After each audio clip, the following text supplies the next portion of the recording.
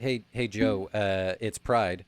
What is the favorite letter of the vampire in the LGBTQIA plus? Oh wait, no, not the letter, but their favorite subsection of the LGBTQIA plus. I'm gonna restart this whole episode again. No, um, I'm gonna guess. It's Oh, is it? bisexual. It's bisexual. Oh, I was gonna go.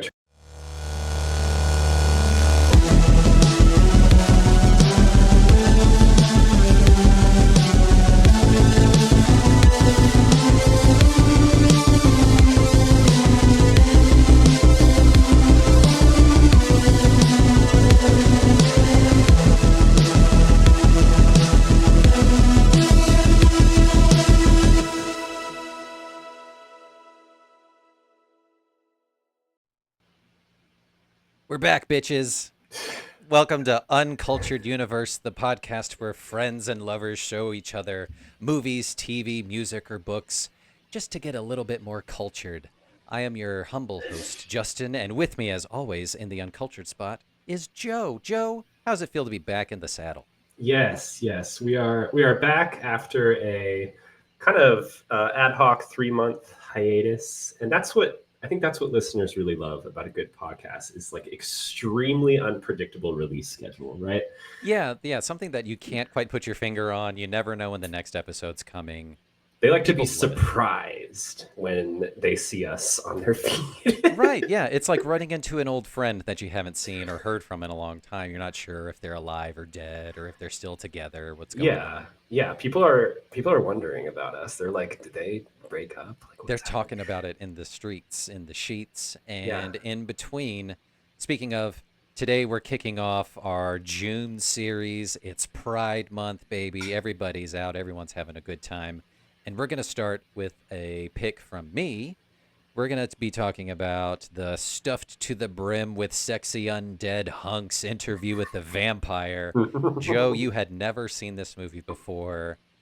Well, first of all, what did you get out of this movie from a surface level? What did you enjoy about uh, this? I enjoyed this movie quite a bit. Yeah, I had never seen Interview with a Vampire before. I knew more about like the TV show that is currently on Yeah. than the movie. Mhm. And we'll spend a second talking about the TV show because I think it dives into a few like interesting themes that the movie only like glosses over. Yeah. Um, excuse me. I I always knew this as like Brad Pitt and Tom Cruise pairing up, but I never really knew like what characters they played within Mhm. the story.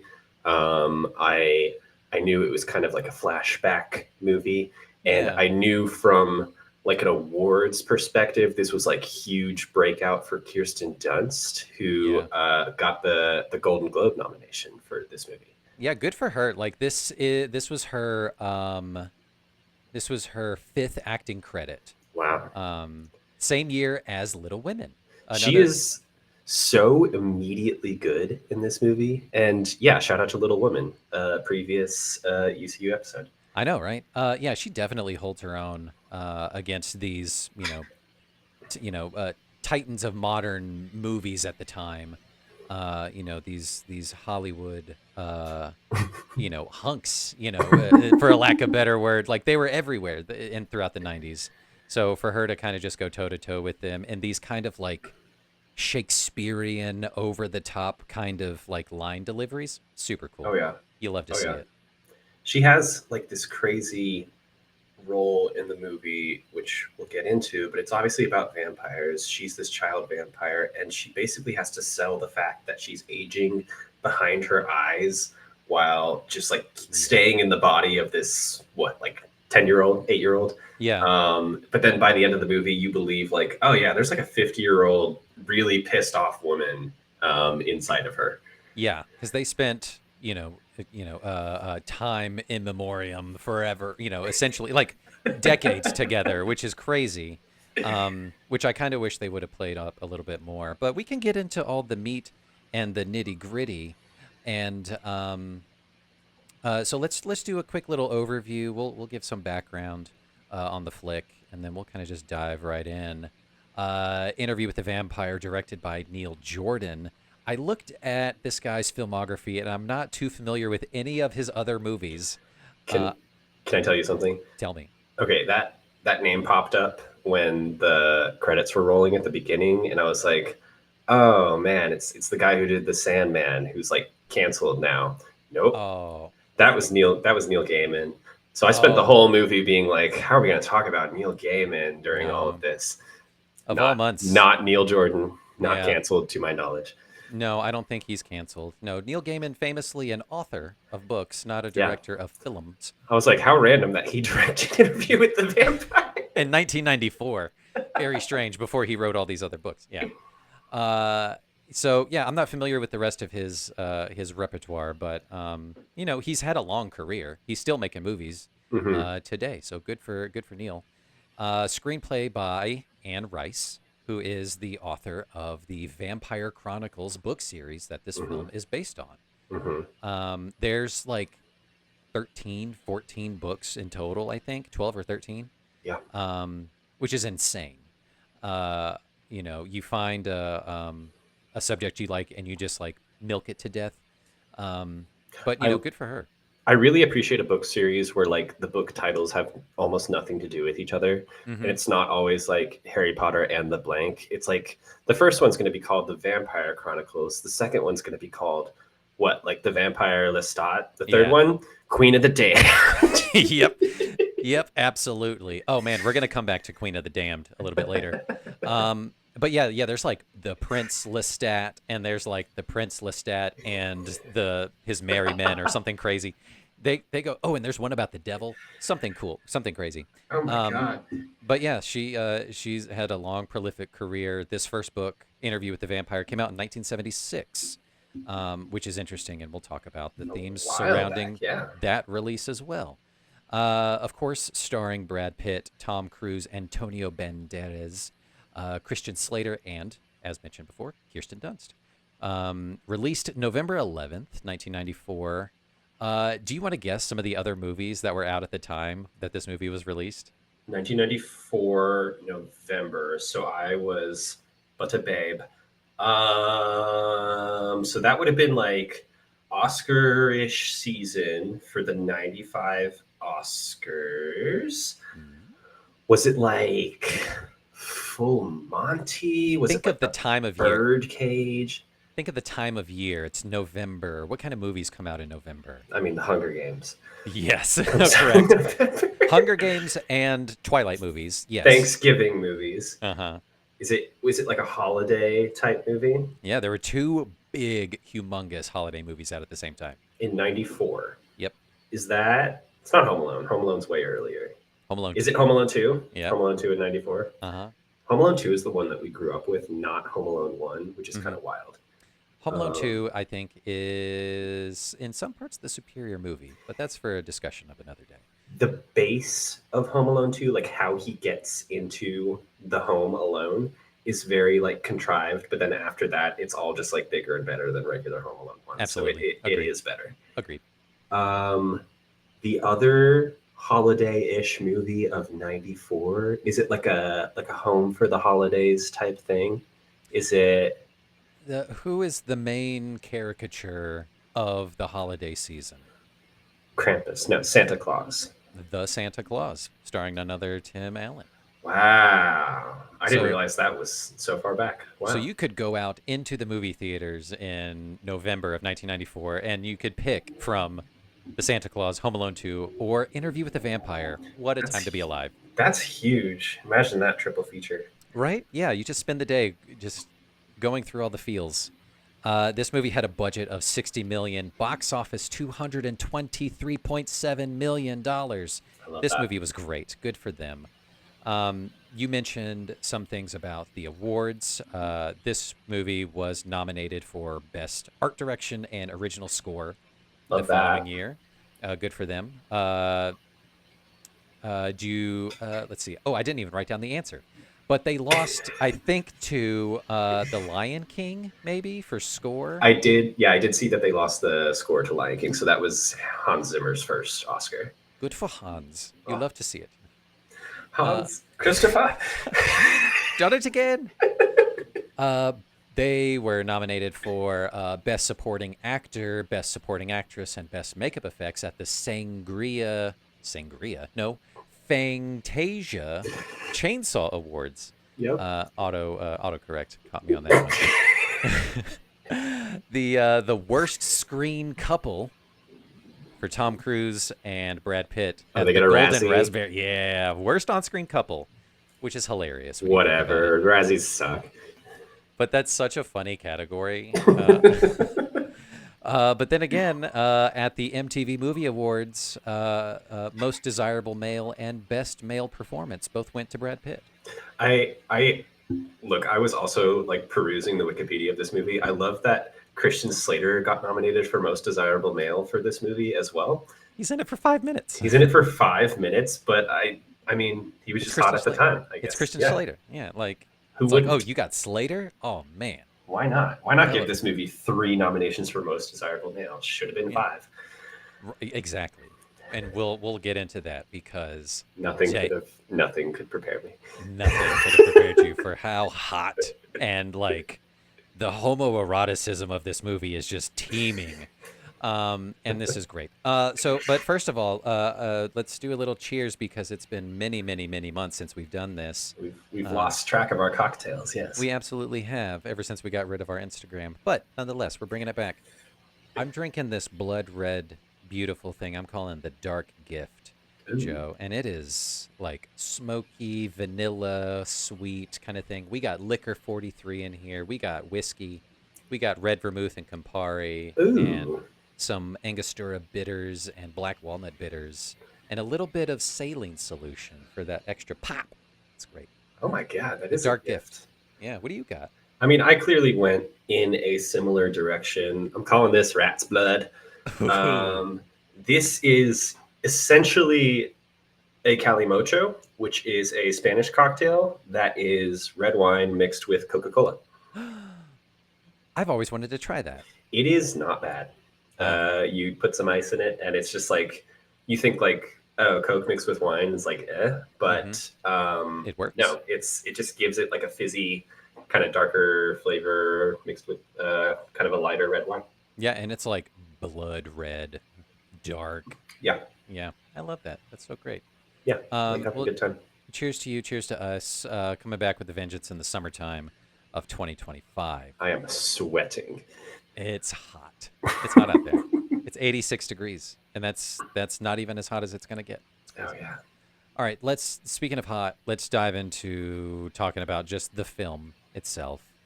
Um, I'm gonna hit you with some interesting facts first, Joe. Yeah. There was a new adaptation being toyed with in 2016, and they were eyeing Jared Leto Yeah.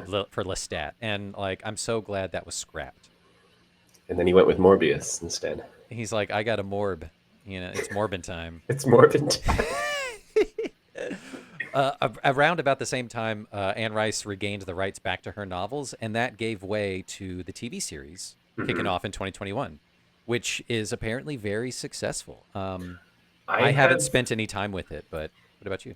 It's very interesting. I know a lot about it. I've seen like a ton of clips. I've never like fully dove into it, Hmm. but it is yeah. So there's been like 2 seasons so far. It's on AMC, and the 2 seasons have adapted basically what this movie adapts, which is the first novel. Hmm. But it's a lot more about race, and it's a lot more about like specific like queerness. So like the main character Louis like is a queer black man Hmm. in whatever 1700s 1800s Louisiana. And then the Lestat guy is this kind of same deal. He's like this mysterious French guy with abandonment issues who can't ever sit still for No. a second and just like goes on to the next thing. Uh-huh. And then Claudia is also kind of a queer black character too. And so it becomes more about like overt queerness. It becomes more about like racial dynamics of all the time periods that they go through, about like how Lestat being like a white guy, and basically taking control of their lives in this way, Yeah. uh, does that. And then it's also, I think it plays with the timeline of the book in that like it recognizes that there was this interview that happened in the 80s or 90s, Mm-hmm. whenever the Christian Slater timeline is. Yeah. But then they also revisit it in modern times. So like in the 2020s, he comes back and like redoes the interview with the guys. So Oh, that's it's the cool. Christian Slater's characters like older, Right. basically, and then That's it fun. flashes back to their original interview. And then Armand is in there too. And Armand is there as well, just as he is in the film, which And is he's great. also there. And me too. Um, I love that. Like, I also have read that like they explore more of the overt themes that are more present in Anne Rice's books than Mm-hmm. were, explicitly explored in the film. Mm-hmm. It's more kind of like show than tell, I think, in some aspects. But also too, like this is the early mid '90s.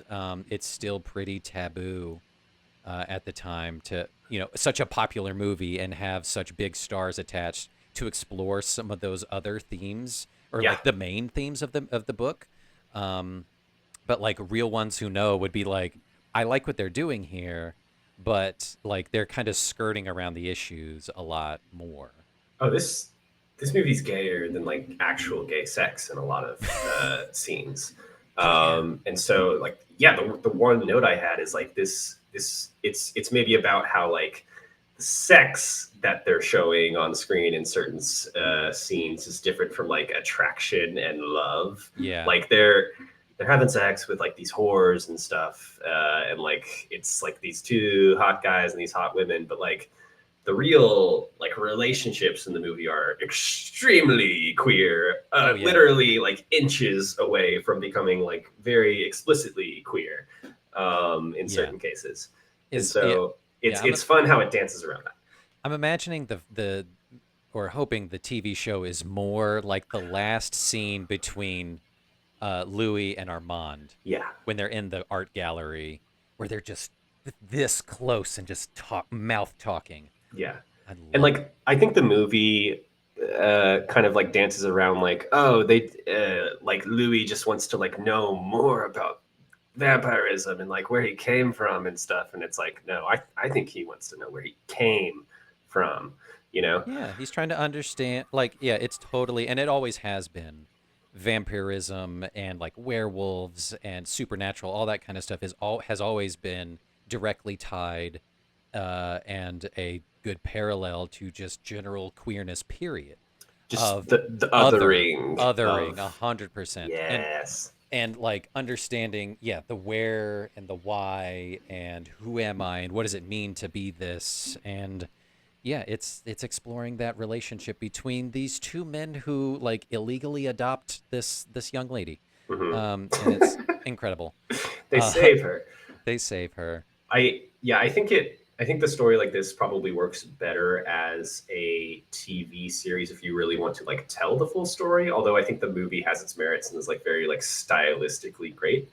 Um, One thing I thought is that the movie did feel like it could be eight different movies in one. Like Sure. it's told, the titular interview is kind of like a framing device between Brad Pitt and Christian Slater, and he's talking about his life, and it kind of flashes back to a lot of different times, and so you cover like 150 years or whatever, and each of those little pockets of time could be their own movie. Like it's like Brad Pitt first getting bitten by Lestat, and kind of you realize like they're living in this slave plantation house for a number of years, and the slaves are slowly starting to realize like, oh, Brad Pitt's like become a vampire. That's an issue. Yeah, Um, they definitely scooted past that pretty quickly yeah, in the early part with like Tandui, Tanywa Newton. Newton, yeah, Yeah. with her character. I was like, oh, look at her, she's such a baby. That's great. Oh Love yeah, and her. he like frees the slaves right at the end. I'm like, that would not be that easy back then. No, Um, no, no, no, that no, no. probably did not end well. But yeah, like the Um, different eras that they live through, yeah, could definitely be more explored. Like as they move into the city of New Orleans, or New Orleans, as he says, which I love, which such a fun thing. There's so much to explore there of, the relationship as they're, you know, uh, raising Claudia to be this new vampire, and but also like I would wish they would have explored more of like the implications of changing such a young one so mhm. early, kind of a thing. But they're just like, yeah, we did it, and probably shouldn't have. Um, Yeah, and I think the TV show does dive into a lot of that, but I think the movie chooses instead to make it like about the relationships between the characters. So mhm. you don't get as much of the actual story. A lot of it feels very kind of montagey. Yeah. But you get these evolving relationships between these 3 to 4 central characters. So you start with like Louis and Lestat, and it's like your first queer relationship. You know, it's a whole lot of like passion and one person kind of teaching the other and stuff. And then let's Except get a it's cat. like teaching about vampirism, and it's like, oh yeah, let's get a U-Haul. Suddenly you're living here, and then Lestat is like clearly the type of person who like goes from one hedonistic thing to the next, and so Yeah. he's into Louis. Louis has so much issues with being a vampire, which annoys Lestat, and Lestat is basically just like, why can't you just have a good Just time? enjoy it. This is what we are. Like, just live it. And he's like, I can't. I have my humanity. And Yeah. that's the central piece that we'll dive into in a second. A couple more other fun, interesting facts here. The sequel, Queen of the Damned, was a certified box office flop. Hmm. Anne Rice herself dismissed it completely, saying that the filmmakers absolutely mutilated her work. Um, in some circles, like it's kind of heralded as kind of sort of a cult classic, but largely it's a silly nonsense mess of it's I think it explores, which is a ridiculous premise, period, but it explores like Lestat's like 1980s rise to like being like a rock star, which is so silly. Which the TV show also does. I have seen clips of that, and it is very fun. Have you seen Queen of the Damned? You know like what the story is there. I don't even really know the story, but I know that it's got Aaliyah in it. And R.I.P. Yeah. yeah. So I read about it. It's basically like it goes back into who the first vampires were, and it's like this Ooh. king and queen from ancient Egypt who were possessed or cursed by the spirit or a god or something, and they became the first vampires. And that eventually just like spread through the ages, and there's vampires and vampires and vampires, and Lestat kind of figures all this out. But there's like this rule where like if the original vampires die, then all the other vampires die, or like if they Ooh. get hurt, all the other vampires get hurt. So like there's this secret society that like keeps them and just like kind of keeps them on ice or something like that. And Mm-hmm. so they're just out in the world, like hidden. And so these original vampires, the Queen of the Damned being one of them, are just out behind the scenes of all of this. Is Aaliyah the titular, aptly named Queen of the Damned? Is she the queen? I believe so. Yeah. Amazing. Love that. Good for her. But also RIP. All right. But good for her. One last thing. The band Savage Garden, like a Chicky Cherry Cola? Yes. They got their name from Anne Rice's description of a savage garden being a metaphor for life's raw, immoral force, overpowering Wow. overpowering any quest for existential purpose or Wow. ethics that you self-impose on yourself. So like such a deep cut for them to like Savage Garden. That's our band name. But then here's, ooh, I want you. Don't you know? Ooh, Want you? Don't you know? Which that song should be on the soundtrack to the TV show, if it's not Ooh. already, because that's all it is. That's what Lestat wants. He said, ooh, I want you, Louis. I don't know if I need you, but I'd die to find out. I mean, one of my thematic notes for this movie is like it's a movie about wanting things and then not wanting them. Once you get them, you're like, never mind. Hmm. Um, so I want to talk a little bit about like a little bit of a connection and why I picked this movie and why I like it. So this was gonna be my original pick for Pride Month last year, but we ultimately punted it for some reason or another.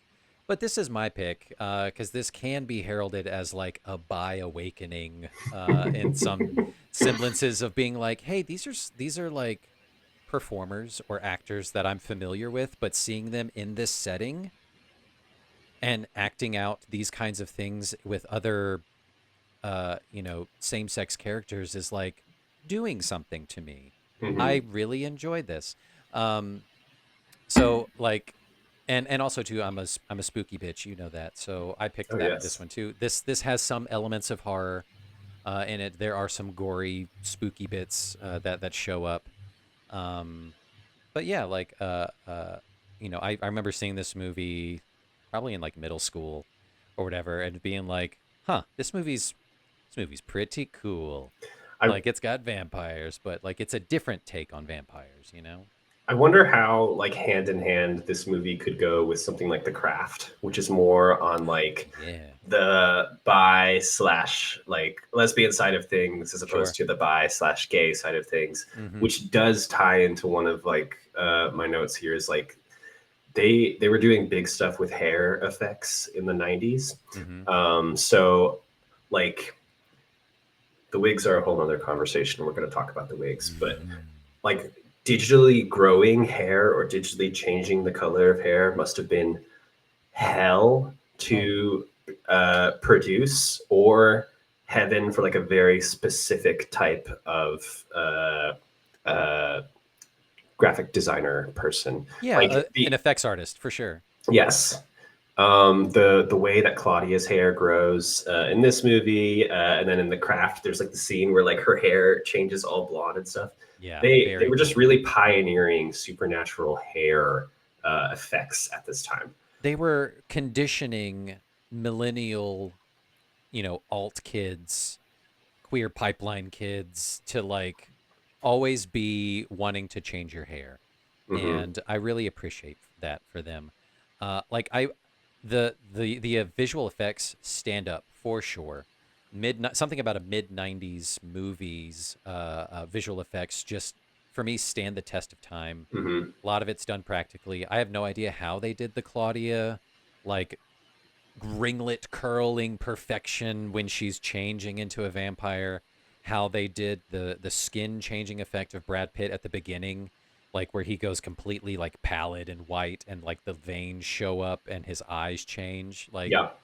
flawless. It looks so good. Yeah, I think you don't get a lot of those like cringy green screen 90s effects because so much of it is practical in this movie. Like all of the times that, and I hated this so much, but like all the times they basically just rip open a vein to be like, here, take this blood, put this blood over here, drink this blood and put it on that thing. Like Yeah. there's so much blood transferring from one way to another, and it Hmm. shows so much of like cutting skin, which must have involved like some sort of like you're wearing like a skin patch that's covering up a little tube that's in your sleeve and Yeah. stuff.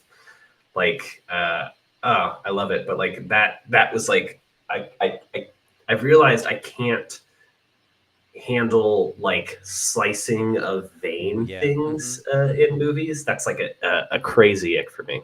And there's a Yeah. lot of it here. There's a lot of it because it's vampires. It's bloody. Yeah.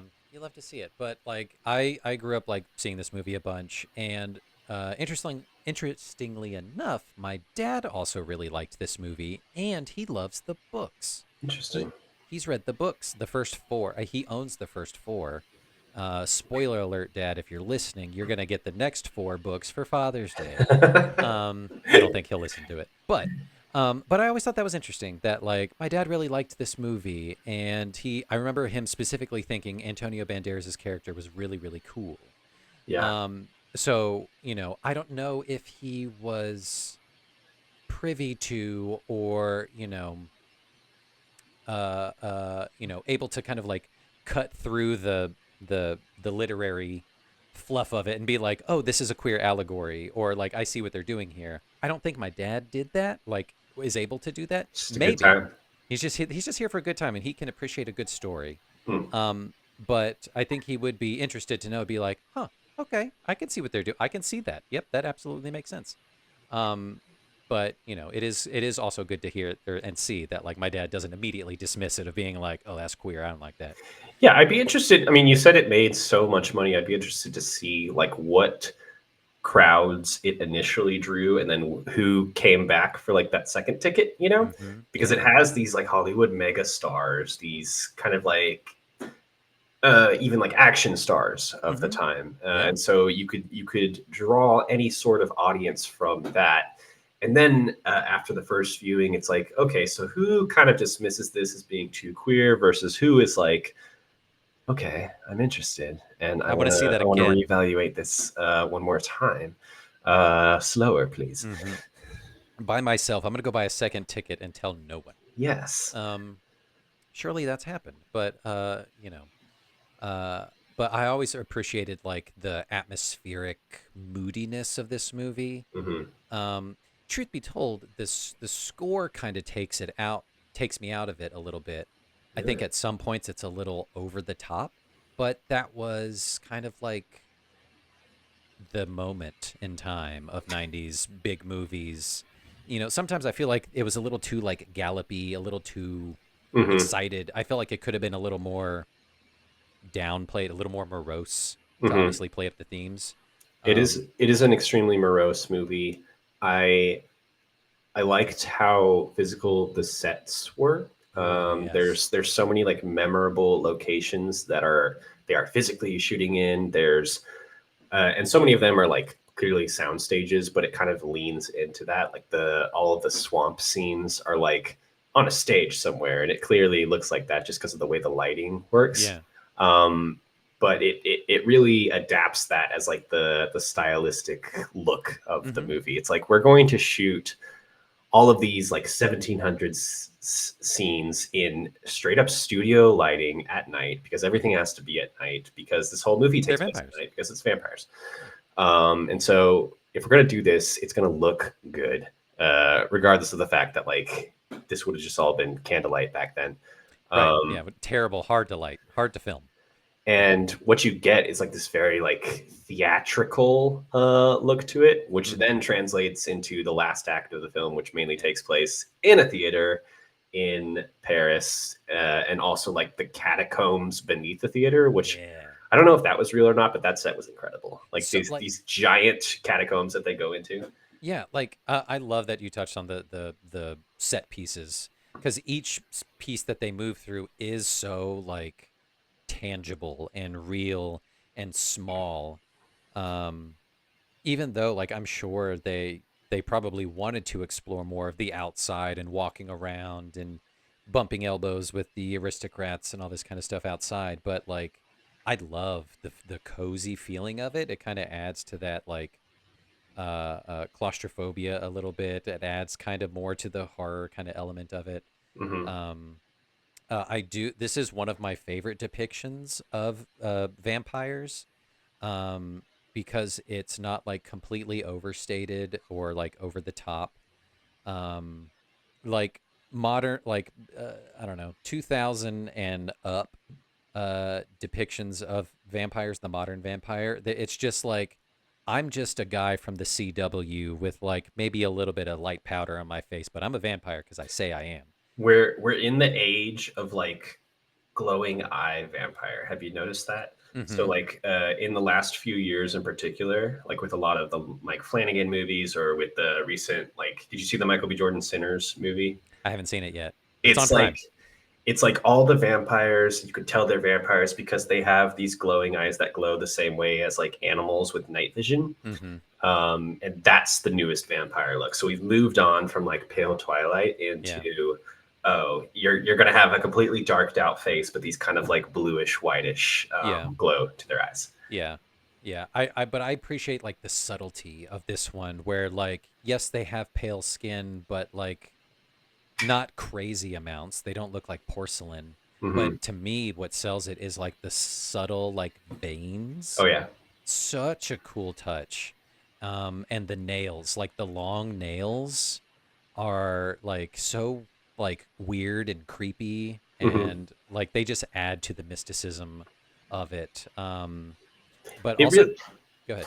well it really is like a craft feat. And I liked how, again, in like the opening credits, they're listing off all the people who worked on the movie, and you don't get like a special effects person. They're specifically calling out like vampire special effects And there's as this one one dude. person. Yeah. Yeah, because I mean that's the whole movie. It's gonna all be vampires. But yeah, I there's several areas where this movie kind of develops a really iconic style in terms of the different pieces of like makeup and set design used. So I particularly noticed people's teeth, and then Hmm. also obviously the wigs. Yep. So the teeth was interesting because you get these vampires played by celebrities who arguably have like perfectly fine like celebrity Sure. teeth, Yeah. and you get the pointy teeth, but then I think they're all mostly wearing like some sort of veneer over their regular teeth as well. So it Hmm. gives it kind of this like gauzy, bigger than life teeth look. Like especially Kirsten Dunst, who has kind of like a really unique smile just in everyday life. Yeah. Um, they give her like kind of bigger teeth, Hmm. and I have no idea what they're doing with Tom Cruise, but like he kind of has a similar look as well, where it looks like not just the pointy incisors have been put in, but almost like an entire row of just like Yeah. animalistic, inorganic teeth on these characters. Yeah, I do like that the teeth aren't the typical just pointy, two-fanged kind of a thing. They're a little more like tactical in that kind of way. Hmm. You can see it in some of the bites when they're showing them on a person's hand or arm or something like that. Yeah. Really, really cool. Gives them a little bit more of like a dangerous razor sharp kind of feel to it without being so over the top that it hurts the performance. Hmm. Yeah, Like they're not having to like talk around them. no, and the which is great because a lot of the line delivery, and I touched on this earlier, like is so like overly like verbose and very like Shakespearean, adjacent, but it's of the time, 17, 1800s kind of a thing. And, I'm glad that they're not hindered by prosthetics or whatever. And then I I have to talk about the wigs. We have to have Let's a have little wig bit of talk. a little bit of a wig talk. So this movie dares to pose the question: what if you were stuck with one haircut for your entire life? Yes. Because that is ultimately the biggest curse of being a vampire is they will look exactly the same Hmm. as when they're bitten. So you better look good when you're bitten. You Um, better shave everywhere that you want to be shaved, get the cut that you want. and I basically love how they make it a point of proving that like Brad Pitt cannot cut his hair, and that's why his hair is in a ponytail in the 1980s when he's being interviewed by Christian Slater. Yep. Like they show Kirsten Dunst trying to cut her hair to like have some sense of her own individual style, and it grows back immediately. Cannot. Um, Can't do it. and so, what becomes of that is this incredible wig moment where you automatically are forced to start like sorting things into tiers because of capitalism and the world that we live in. Yeah. Nothing can just like be itself. So I think Brad kind of suffers a little bit here. I don't know if his wig fully fits his face. I think Yeah. Tom Cruise looks a little bit better. And then I like how Kirsten Dunst wig does her make her look just like a little doll Doll. Yeah. character. But then nothing, I mean, could prepare me or arguably the world of 1994 when Antonio Banderas steps on screen Mm-hmm. and his wig goes down to like the waistline of whatever Kaftan he's wearing at the Yeah. time. Uh-huh. It's incredible. It shouldn't work for so many reasons, but it becomes like just in the hierarchy of cinematic wigs. It's like Catherine Zeta-Jones, Chicago, Antonio Banderas Banderas, interview this with the movie. vampire. Like everyone take note. That is the pinnacle of male wigdom. I was And just fascinated looking at it because, like, as actual hair, it doesn't make sense in like the volume and direction it's growing in out of his mhm. scalp, and yet the performance is like committed enough that like you don't question that this is this guy's No, it's like this hair. guy is 400 years old, man. Like he's wearing the shit out of that thing. Like He's from a different he's time from a different era, you know. than all of them. And I really, really was kind of surprised, and I loved how the movie approached that concept where it's like these vampires are constantly, well, not constantly, but they're creating new vampires as a way to like latch on to the new time period that they Yeah. find themselves in, Mhm. because immortality is really like the biggest curse For here. sure. Yeah. And they find themselves like stuck in their own time, and the only way that they can live within these like centuries upon centuries is by grabbing someone from within this century and forming a deep relationship with them, creating them as a vampire so that they can basically suck out a little bit of modernism from them as Yeah. well, so that they don't basically blow away as dust. It is a really cool way of thinking through that.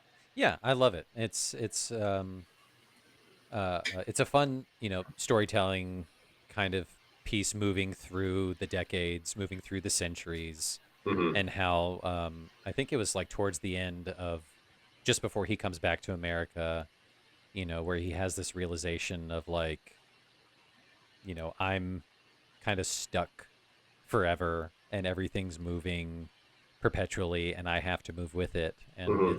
it's such a fun thing. And you can easily see the metaphor there with like the queer movement, because you always have like generations upon generations of queer people who are constantly changing the game and evolving what it means to be queer. And so you have these older queer people who, you know, fought for these things, and these younger queer people who are fighting for these things. And sometimes there's a bit of a clash there because like in a constantly evolving world, we're sometimes fighting for different things.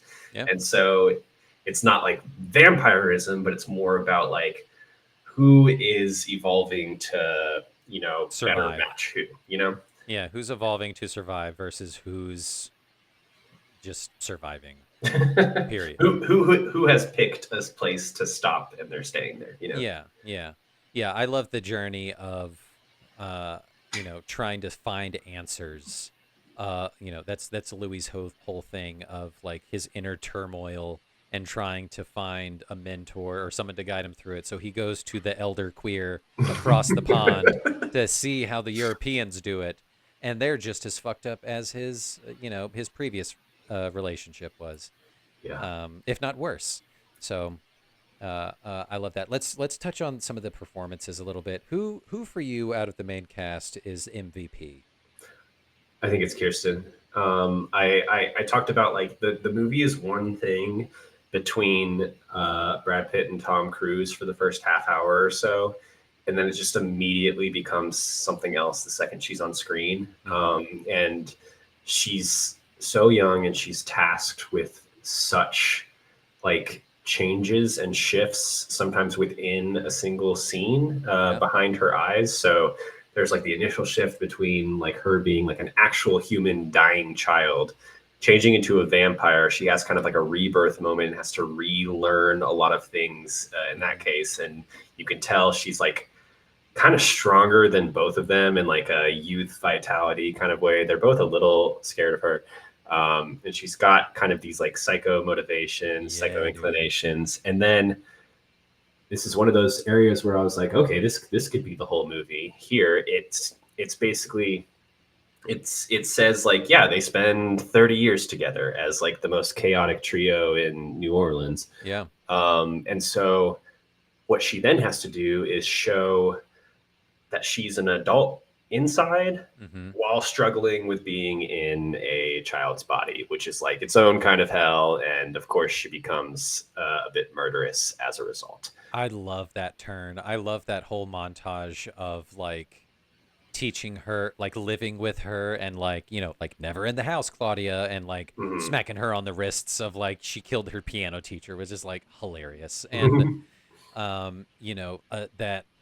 that what's her inner struggle is that like she's forever stuck in child mode, and she sees the the woman that she will never become. So she wants to be her, so she takes her and kills her in her bed. Like it's so cool, Hmm. and like it's such a fun exploration of like, oh shit, yeah, like that is like, what do you do in in that area from all sides of like as her parents or if you are a child vampire, like what Yeah, they're. hell? What I, hell? I mean, it's interesting because like they all three end up kind of mirroring each other in weird ways. Like the way Lestat kind of uh, uses Louis as like a distraction or something he needs until he needs the next thing. Like Claudia is ends up more looking for like a parental figure as like that's her goal. And so Mm-hmm. when she figures like she can't always have Louis as the parental figure, she must have another one, Yeah. which kind of eventually leads to the downfall there. And that was kind of the only annoyance I had with the storyline is it ends so abruptly. I think just by necessity they kind of have to rush the ending a little bit. Like Yeah. they're in Paris, they meet this theater troupe. The theater troupe immediately clocks that they maybe murdered Tom Cruise, Maybe. Yeah. which is against vampire law. And then things happen very quickly. And then she and her new vampire nanny get murdered, and Brad Pitt goes on his rampage, and Which is so cool. there's less vampires in the world now. Just a little bit less. Yep.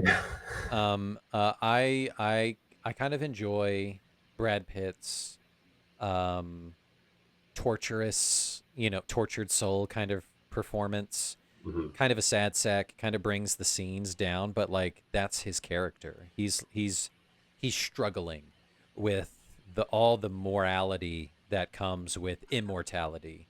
And he can't hang. He can't handle it.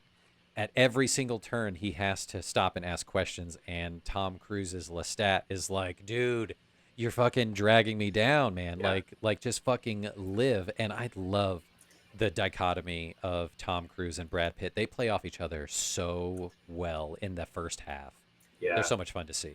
Louis is like nightmare blunt rotation, and Lestat is like dream blunt rotation A hundred in that way. percent. Yeah. Louis is gonna be like, why do the weeks repeat? Why does it go Sunday to He's going to be Saturday? It starts at crying and yeah. just like apologizing for everything he's ever done to you. Yeah, and Lestat's like, hey, let's rip another ice bong kind of thing, you guys. Like this is so much fun. Um, I love Antonio Banderas' Armand's role. Uh, it's such a fun, like, different flavor, and that's kind of the point, right? He wants to go to Paris to see how the European vampires do it, and there's such a lived-in, like, regalness to how that coven, or not coven, but like nest of vampires live. They live in the catacombs. They live underground. They are very performative with their theater de, vampire or whatever it is, and it brings that like European sexy allure to it. It's a lot Yeah. of fun. I also love like the implication that Lestat is just a fuckboy who's like worked his way through the vampires of Europe and had to basically flee to America. And Armand's like, yeah, I hated him. Yeah, I don't miss him. that guy sucks. Oh, he's your maker. Oh, sucks too.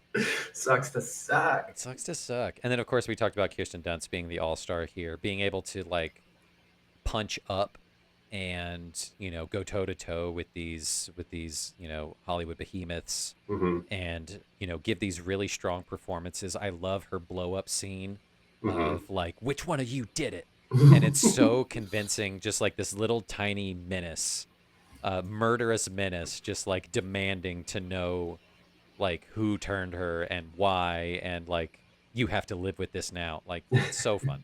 I love it. Um, all right, real quick in this last little bit, let's dive into some of the overall themes. A lot of the things we've talked about already is just sexuality, period, of this. I had this quote here, a couple quotes actually, that I pulled from the Wikipedia page. But Anne Rice said in 1996, on the homoerotic content of my novels, I can only say what I have said many times, that no form of love between two consenting individuals appears wrong to me. I see bisexuality as power. When I write, I have no gender. I have written individuals who can fall in love with both men and women. All this Hmm. feels extremely natural to me, and that's like on the bisexual pamphlet that you get once you like mark it on the postcard and you send it in and they send Yeah, it back. Like it's that quote. like a toucan drops it on your doorstep. Toucan, yeah. I was just trying to think of a colorful bird. I Mm-hmm. don't know. Yeah, it feels very almost bordering on like poly in its Mm-hmm. queerness, where it's Mm-hmm. like these are just like people finding relationships in attraction in other people, like kind Yeah. of soul to soul, and it's not really as concerned with gender in that way.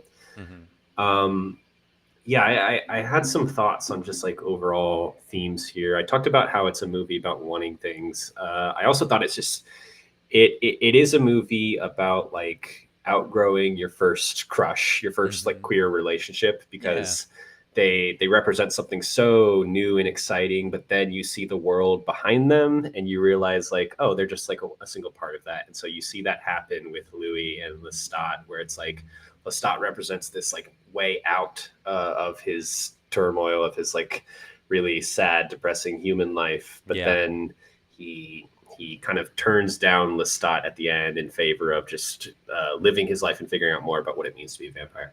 Mm-hmm. Um, but my big kind of like thesis about this movie is the idea of it's also about how familiarity breeds contempt, and Mm. like immortality being the curse there. Yeah. Um, because you have these vampires who are immortal, who are living forever with each other.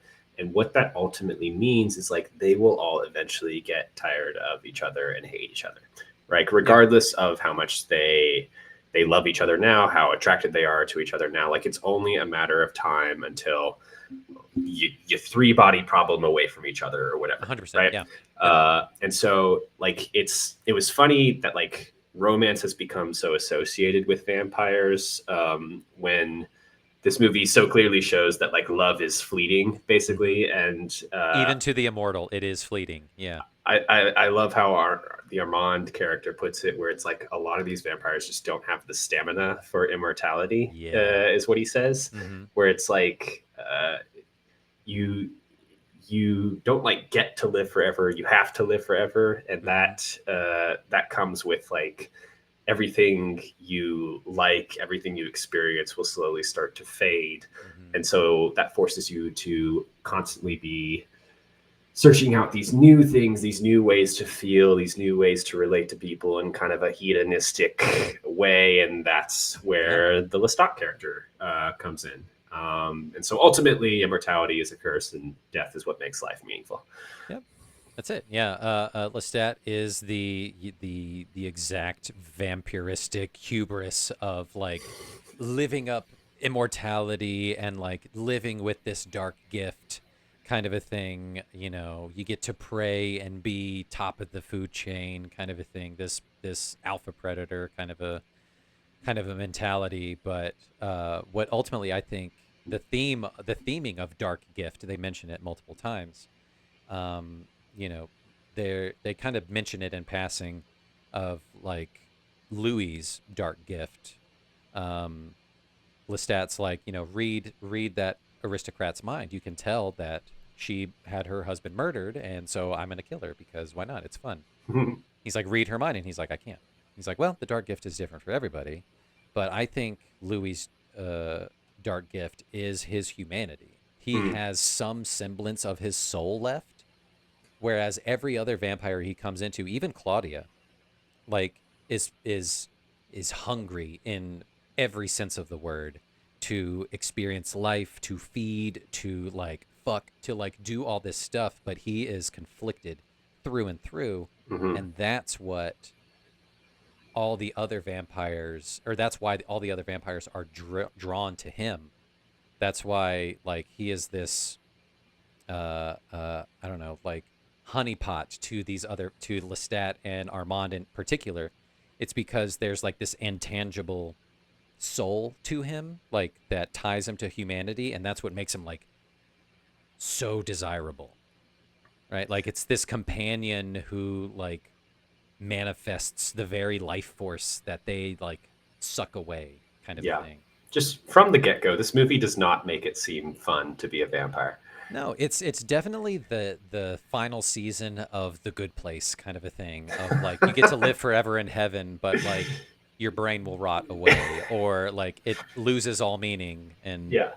you'll want to kill yourself at the very end. The unknown of death is what makes it all have meaning. Yes. Yeah, yeah. Also, the theme of fire is very prevalent in here. Yes. Louis always leaves this blazing trail of fire in his wake. Whenever he needs to move, he I just sets fire and leaves. I am so glad you said that because I almost missed that in my notes. I had the exact same note. The only way they can move houses is by burning down half the surrounding area. Yeah. Which is like a fun thing of just like that's how he handles his relationships. There's no like amicable breakup. It is scorched earth through and through. But also not to mention, vampires are canonically highly flammable. So Mhm. like wild that he just decides to torch every single place that he lives in or every place that he goes to. Bit of a Which is awesome. self-hating guy. He's got some issues. Yeah, you hate to see it, but I think he's an interesting character. He's a fun character. He's doing Uh, okay.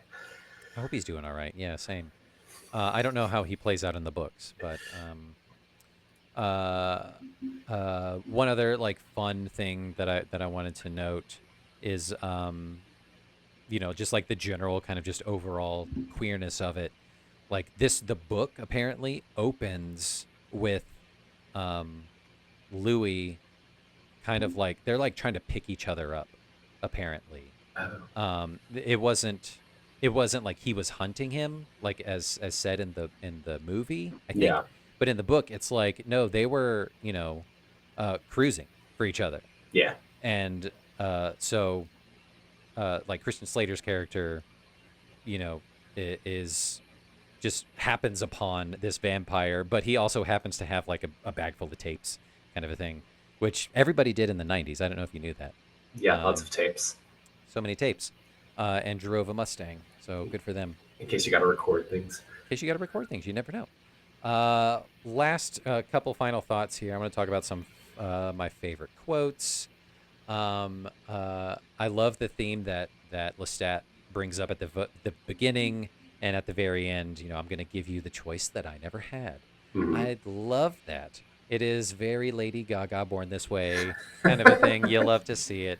Um, the scene specifically where he comes back as like vampire reptile, which is so creepy and so cool, Mhm. with shrouded in the drapes or in the yeah, fucking window dressings, and you can't really see what he looks like, but he looks fucked up, and he's playing the same piano music from earlier. It's very creepy. I love it. And then the Claudia, you've been a very, very naughty little girl. So cool. Tom Cruise gets to do some freak shit in this Some movie. freaky ass shit. Like, don't have Tom Cruise be the main character. Have him be like main adjacent or Mm-hmm. even kind of like main antagonistic a little bit here. Yeah. He'll shine. He shines. To me, like it's kind of a toss up. Like definitely, MVP goes to Kirsten Dunst, but I enjoy Tom character's depiction of Lestat Oh yeah, so much more than anybody else's role. Um, and then also this last little thing where they're talking in the sewers before they go and change Claudia. He says, "Evil is a point of view. Mhm. God kills indiscriminately, and so shall we. For no creatures under God are as we are, none so like him as ourselves." I love that. It's such a fun, like, guilt trip, gaslighting thing to get Louis back on his side. Mhm. So fun. It's yeah, it's an interesting movie with some interesting ideas, and I love that it's like about vampires on a secondary level, but on a primary level, it's about like a fucked up relationship, They're and so that's what bad we're for watching. each other, but you know that they had some good times. They're Yeah, terrible. Lestat is so toxic, and Louis just he's just there for a good time, yeah. and he wants to bring the party down by asking you really deep questions. Um, so yeah, I don't have an end game because I couldn't come up with one. I'm so out of practice. It's Uh, okay. We are so back, as they say. we're so fucking back. It's 2025. It's summer. It's not hot girl summer. It's not brat summer. I don't know what kind of summer we're in for. I think it's going to be a Lord summer. That's what the streets are saying. Lord's coming back. Yeah, Love that. get into it. Proud of her. Good for her. So that was Interview the Vampire. I'm so glad you got to see it. We should probably do like a follow up where we watch a couple episodes of the TV show and kind of compare and contrast. Yeah, yeah. AMC, which means it's on some streaming service out there. Somewhere, yeah. The movie could also do with some male nudity. I think there Yeah, could be a butt or two. I think all Uh, of that and more is definitely in the show. Good for them. I love it. You love to see them push the envelope. So Joe, what are we doing next? If we're kicking it back to you, where are we going now? Yeah, it's Pride Month. It's June. It's 2025. So we're going to talk about what I think is a pretty foundational movie for a lot of queer folk that I am very excited to talk with Justin about. And I am, of course, referring to Sister Act, Oh starring yeah. Whoopi Goldberg. We're going to talk about Sister Act. I can't wait to have a Whoopi moment. She's our first, the first. Is this the first Whoopi appearance in the canon? Oh God, I think so. We haven't done any like Whoopi voice roles, have we? No. And you've seen Ghost, right? I So have seen Ghost. Yeah, yeah, yeah, that would be my only other thing. we'll talk Whoopi. We'll talk Whoopi. We'll do some Whoopi talk. We'll have some Whoopi pies, and we'll come back and we'll do some Sister Act later in the month. And you'll hear from us in 2 weeks probably. But if you don't, like, don't text us. Deal with it. Deal with it. This has been Uncultured Universe. Catch us on YouTube at Uncultured Universe and probably on TikTok too at Uncultured Universe there too. I don't think we still have an Instagram, so don't go looking there. But we'll catch you guys later. Bye. Bye.